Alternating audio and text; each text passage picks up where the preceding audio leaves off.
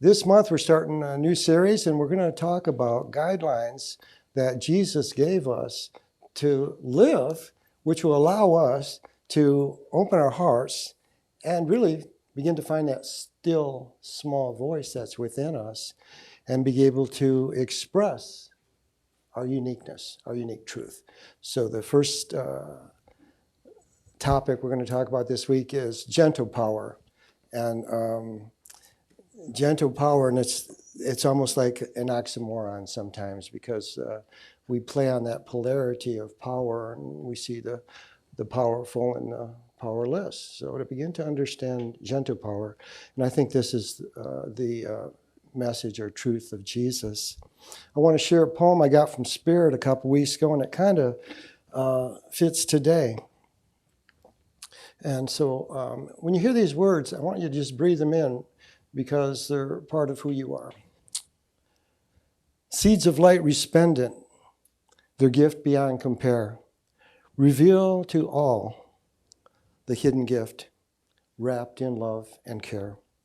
The soul can be a storehouse for past, the future, and now, holding all that's left undone and all that's yet to come. Life springs forth eternal, a continuum that is sure. Order can now be seen each day, reveals the passion play. Deep within our sacred heart, a still small voice, so clear. I am light, the seed of life, the gift you came to share. Deep within our sacred heart, the still small voice.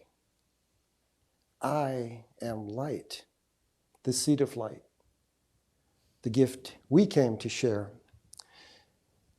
And I think we have to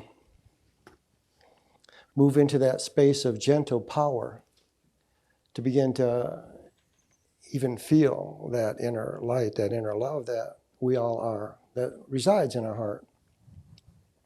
And so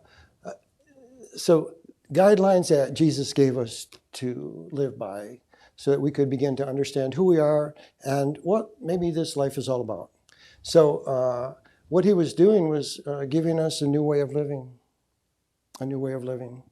And his intention was to shift the foundational beliefs of the Jewish people. Shift the foundational beliefs. And don't we all have foundational beliefs? Sometimes they need to be rocked, shifted, expanded upon. So just get an understanding of maybe that's what he came to do. You know, there was some intention and purpose. So to shift the foundational beliefs of the Jewish people. And I want to read from chapter 68 in the Aquarian. And in 68, Jesus is going into Bethany, and it's like a little suburb of Jerusalem.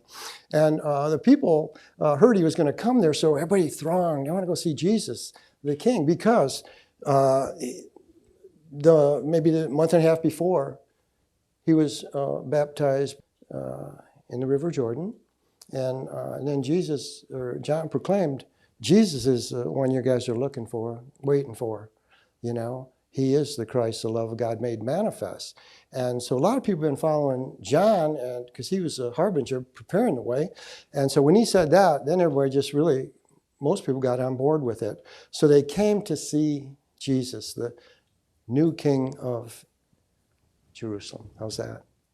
And Jesus, standing in the midst of them, explained, behold, indeed, the King has come. But Jesus is not the King. See, now we got to get metaphysical. Say, Jesus is not the King. Love is King. The Christ is King. And so that's what we begin to, now we're going to shift our foundation just a little bit. Love is King. God is love. Christ is love. Father God, Mother God, Child God. Father God, force of God, Creator. Mother God, wisdom, allowing that divine wisdom to flow through. And as they come together, love is born. The firstborn is that love. And to begin, so he's setting the stage for this. The kingdom truly is at hand, but men cannot see it with carnal eyes. They cannot see the king upon a throne. And And that's where we say we got to go beyond the physical. Because our bodies are a reflection of who we are, you see? It's not who we are.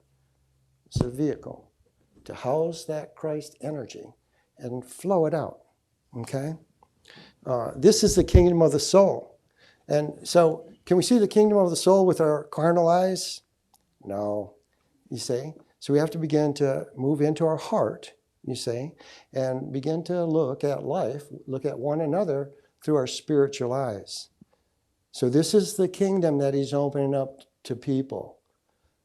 They wanted a Messiah to come and free them from the Roman rule, right? And that would probably take not gentle love. You see? He said, I didn't come to do that. I come to truly free you. He wanted to free the people. I think a definition that we could look at sometimes is religion. And the root word in Latin of religion means to bind. To bind. And so like religion, say, well, it would be to bind you to a philosophy or a belief or something like that. So it's not that bad. You know, depends on how binding it is. You see, and a lot of people have different religions. Some people, sports is religion. You see what I'm saying? Or cars. You know, some people might be a Ford man, and some people might be a Chevy. You know, and they're going to argue. You see what I'm saying? So they're bound by their belief in the religion to anything. And we all have our little religions, don't we, that we really love. But to understand that meaning of binding, to be bound. And so Jesus came to free us from the things that bind us. And in his journeys through the Middle East to India and Persia and Greece and the Himalayas and stuff like that, he was continually running into the religions of that country, that philosophy, that race of people. And he saw how the people were bound to those beliefs. And so then he said, wait a second. That's not how my Father, God, would look at life. Like in India, the caste system, things like that. Every country had their own set of beliefs that they were the law. So he was always trying to get them to look beyond. You see, let's get metaphysical now, beyond the physical, to look beyond these beliefs that bind you, that keep you from knowing who you are and what life is all about. And it goes down here. And so the people are looking for a Messiah to save them. So now we're starting to rattle the bushes and the swords. So the Jewish people, you know, the ones in power, they want to stay in power. The Roman people want to stay in power. Do you see what I'm saying? You know, and everything like this. And Jesus didn't come to do anything with them. He said, I'm not sent to sit upon the throne or rule as Caesar rules. And you may tell the rulers of the Jews that I do not claim their throne. You see? He's really clear. I'm not here to do that. This is what I'm here to do. To shift the foundational thought that you're standing on, to free you from beliefs that limit your ability to see who you are, to see who your brothers and sisters are. And to begin to make that like a pretty big foundational stone in our walk, you see? And we have to maybe snip the ties to the past that have bound us. And they're deep and they're subtle. But when they come up, we have to look at them and say, wait a second, that's not who I am. That's not what life's all about. God is love, you see? God is love. God is within our hearts. God is within all hearts. So as we begin to look beyond the appearance of what stands before us, because you know what that is? It's a wisp of light. It's an illusion. We are spirit. We are God's love, creators.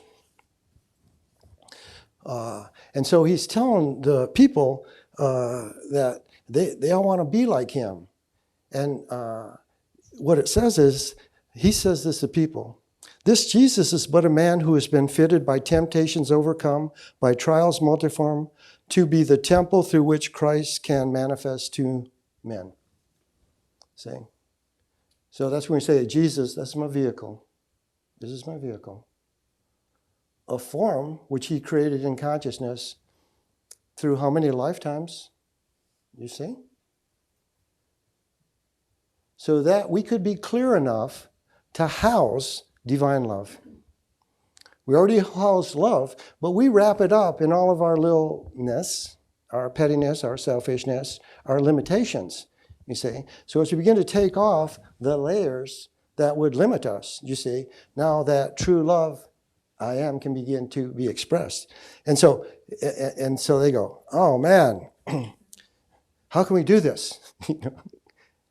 Once again, you're different than way I am. You see what I'm saying? How we put it outside of ourselves? When he's saying, God's your Father, God's within you.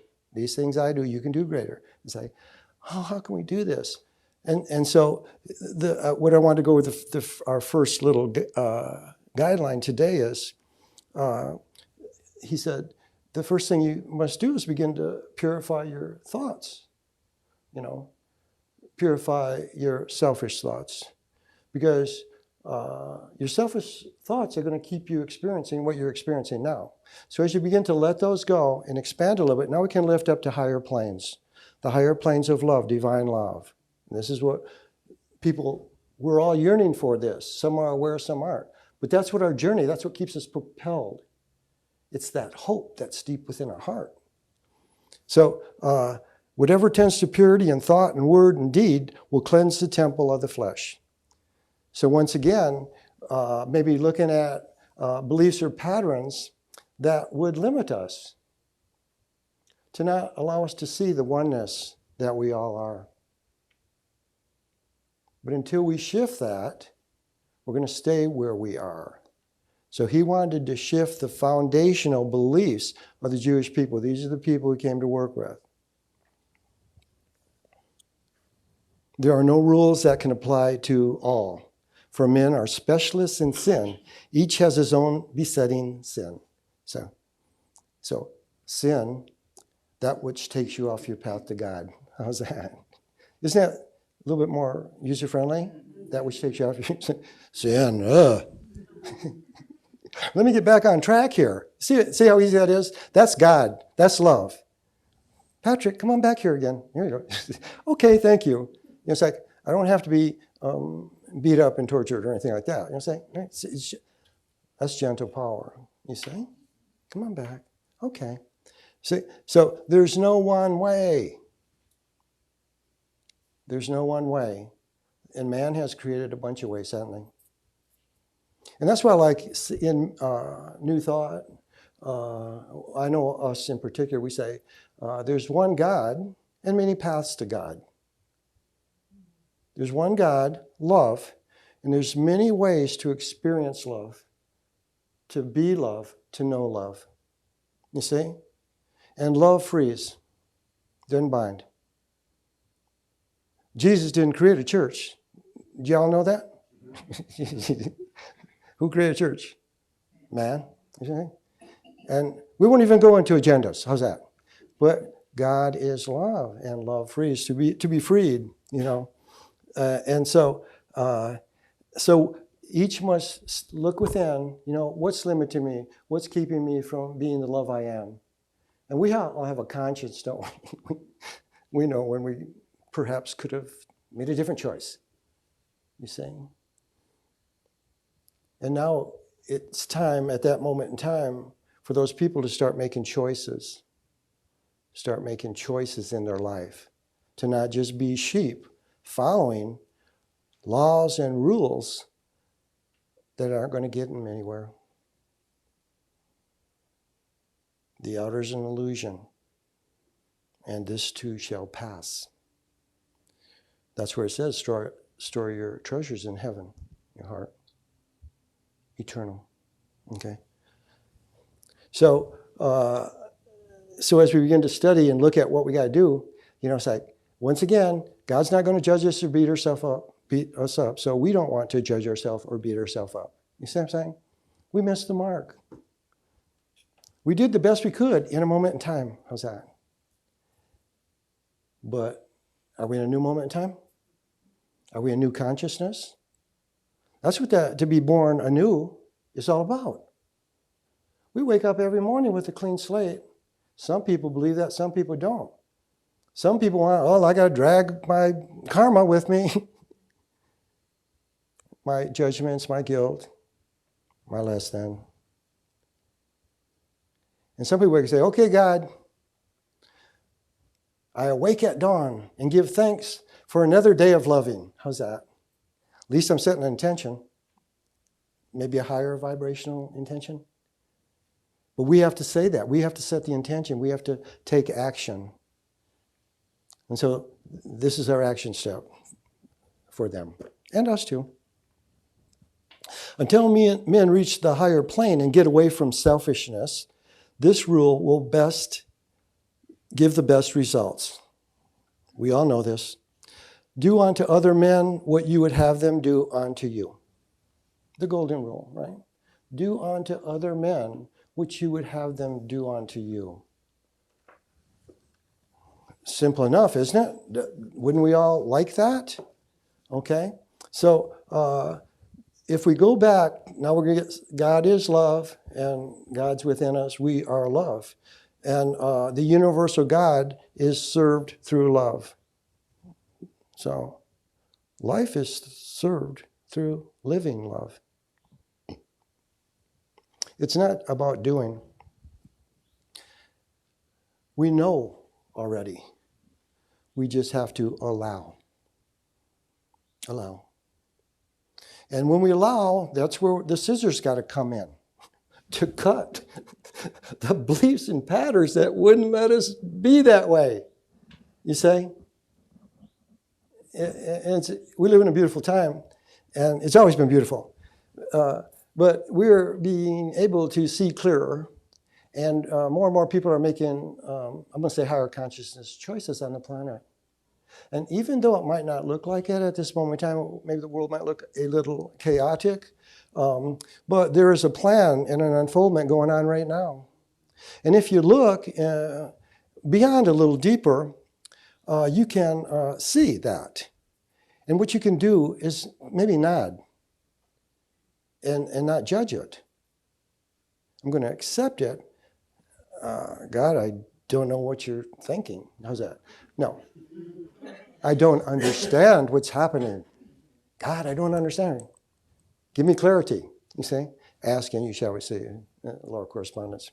So the universal God is served through love. So do unto others men as you would have them do to you. So we all know what we want or need, don't we? Kinda. Okay? So whenever we might perhaps meet someone and they might have some challenge with them, how about this? Hunger. They're hungry. So we might know what they need to eat. You see what I'm saying? Well, I think you should eat this because this is healthier for you and make you strong, blah, blah, blah. You see? However, if we're hungry, do we want somebody to say that to us? Excuse me, I need some fried chicken today.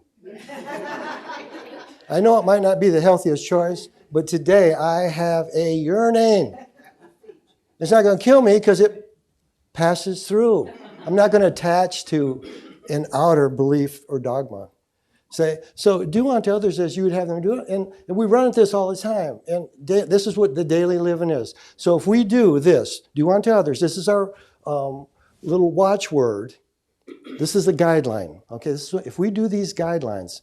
So in the Bible, there's a little parable and it says, if a son asks his dad for bread, his dad won't give him stones. You see? Dad loves him. This is what you need. You've been bad, you're getting stones. So giving, this is now we got to go within. This is what we ask. God, what's mine to do here? You see? And we'll be guided. See, we got to move out here. We don't know as much as we think we know. And so when we drop down, and now we invite God, spiritual awareness and consciousness to begin to flow through our daily living, which that's what we're supposed to do. This is the guideline of Jesus. Let this flow through you. Y'all want to follow me? This is a little step. It's not that hard. But if you live in a country that has beliefs and laws that you can't look at somebody in the eye because they're lower than you are in a caste system, you see? This is where we have to begin to be strong in love. And it's a gentle love, because all we're doing is we're opening up our heart and we're accepting the person that stands before us. The person that stands before us is a divine appointment. And if we can begin to shift a little bit to understand that, because in that moment in time we have an opportunity to give and receive. We're the chooser. Do you want to give love or criticism? You see what I'm saying? Love or judgment? We're the chooser. So as we go forth to give love, that's powerful, powerful, powerful, powerful. And you know what? That person that's standing in front of us might not believe they deserve love. And if most people that meet them and they're not awake, they'll give on an energetic level what that person on a subconscious level is asking for. I'm unworthy. I don't deserve. You see? So when we're awake, knowing who I am and knowing who they are, I'm going to give that person love. Do you see?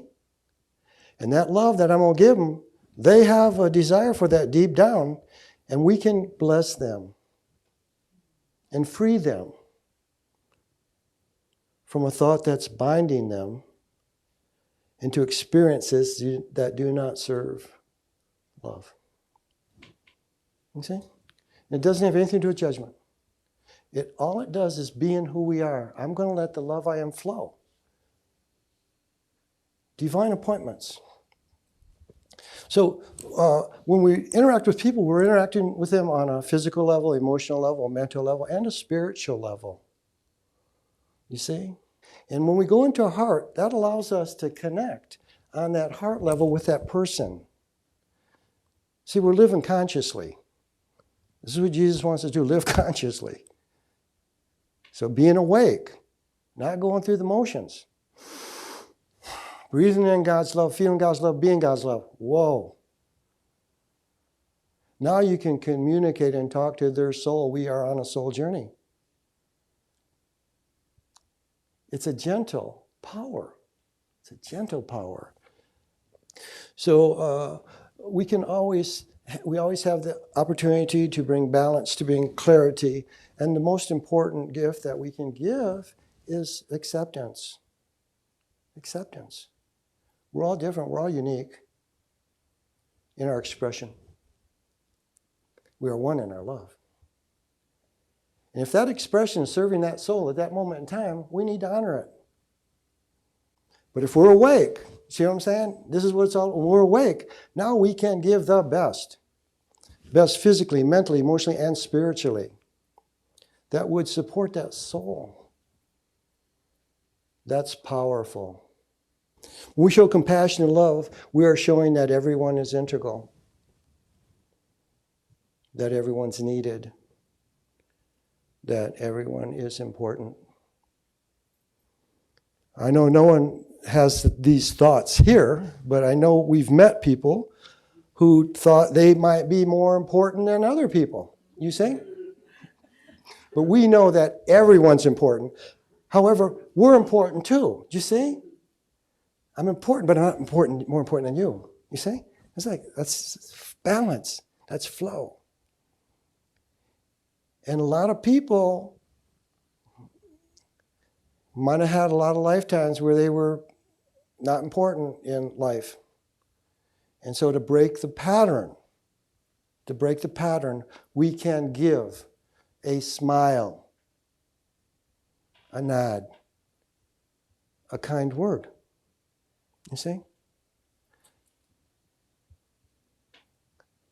actions speak louder than words. We all matter. Everyone matters. And once we begin to understand that, we can begin to really interact with life and understand that we're all connected. We are one. That's why when one is healed, all are healed. When one is hindered, all are hindered. We are one. We've got to take this out of here and put it in here. I'm going to live it. I'm going to live it. I'm going to apply it. That's your homework. Y'all, if you come here to counseling with Cindy or me, you get homework. Am I right? Here's your piece of paper, here's your homework, and do it. Because we will talk about maybe a principle or law or something that they need to get grounded into their consciousness. And it doesn't do that much good to just hear somebody say it. Okay, yeah, I got that. No. Here's your homework. Do it. When you come back, I'm going to ask you how you did. And we don't give homework for us. I like that. We give it for you. Isn't that cool? I love God. When we listen to and encourage others, we don't know the impact that we have on others when we give that time, just by listening to people. Just listening to people is such a powerful gift. It's a gentle power. The impact that we have on people. And I know you can all look back in your life and probably got feedback from people. I have. I'm old. People have come back and said, man, thank you. And I wasn't doing it. I wasn't thinking about it. I was just open and being kind, loving, just saying, hey, you can do it. Isn't that a simple word? Hey, you can do it. Well, they needed it at that day. And they say, hey, man, thanks for saying that. I need it. That's how simple life is and how we can participate life at a very simple level. You can do this. You can do this. I worked in Atlanta for 13 years. I had a company that restored Victorian homes and buildings. And I worked with all kinds of people. But it was just like God would bring these people, you know, sometimes I look back and say, this is like the disciples, you know what I'm saying? They're open. He didn't know. But they'd come and they were honest people and they were good, hardworking people. They just didn't have the skills. And I would just use patience. I'd be patient with them and show them, and you could do this. And then 10 years later, I might see somebody somewhere. Man, give me a hug. Tell me how great it is to connect and see. But it's like when we make people important, we recognize who they are. We all need that. And that's a pretty powerful gift that we can give. And I know that all of you have had that experience with people. And it's just living. And so these guidelines, as we keep living these little guidelines that Jesus gave us, what we're doing is we keep pulling the layers off of our heart that limit our ability to express love. See what I'm saying? And it's just natural. See, it's natural that we're here. I love the word nature. See? Nature is natural. We're part of nature. We're natural. So just let it flow. Gentle power. Gentle power. So as we are on our path, first understand we're on a path. This isn't just random experience. There's divine order. There's a divine plan going on. So, okay, I'm going to go with that. And then begin to ask questions. Well, what is mine? What's my path? What am I to do? I'm going to go to God. What's mine to do here? And then start walking or flying or swimming or whatever I need to do for forward motion. Forward motion. And once again, forward motion, that's a gentle power. So as we begin to understand that we give these gifts and through the guidelines that Jesus has given us, what it does is it reveals to us brotherhood, that we are one. And that's what Jesus was saying too. He says, I'm not king. Christ is king. Love is king and loves in you like love's in me. And it took me a bunch of lifetimes to clear my vehicle so that I can be clear in my expression and manifestation. And you got a ways to go too. Excuse me, ego. You've got a way to go too. And here's some simple things that you can do. Okay, you tell me, is it hard to give someone a smile? No. A wink, a nod, a hug. Some bread. You see? We're not asked very much at all. And whatever we're asked for or to do, we have God within us to manifest that which is needed. So as we begin to exercise these guidelines, it's our homework. It will begin to reveal the truth I am. Let's go within. So as you sit in your chair, just close your eyes once again. It's powerful to breathe with intention. So as you breathe in, ask to feel God's love filling you. I ask to feel your love, Father. And as you breathe in, just take your awareness to your body and just feel. I breathe God's love. God's love is flowing through me now. I feel it. So just breathe in God's love and feel God's love. And now as you breathe in, God, I ask to know your love. So breathe in God's love and ask to know love. Father, I ask to know your love. And just be still. Just breathe and be. I ask to know your love. Breathe, I ask to feel your love. Breathe, I ask to know your love. Breathe, so I can be your love. Breathe, so I can be your love.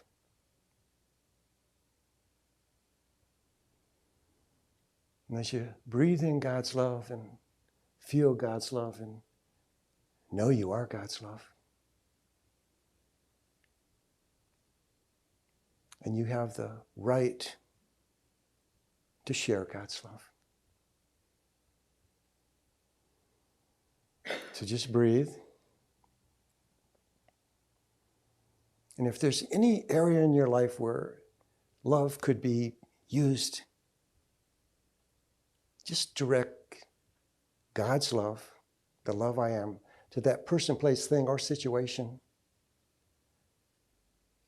Past, present, future. This dimension, another dimension. Direct God's love.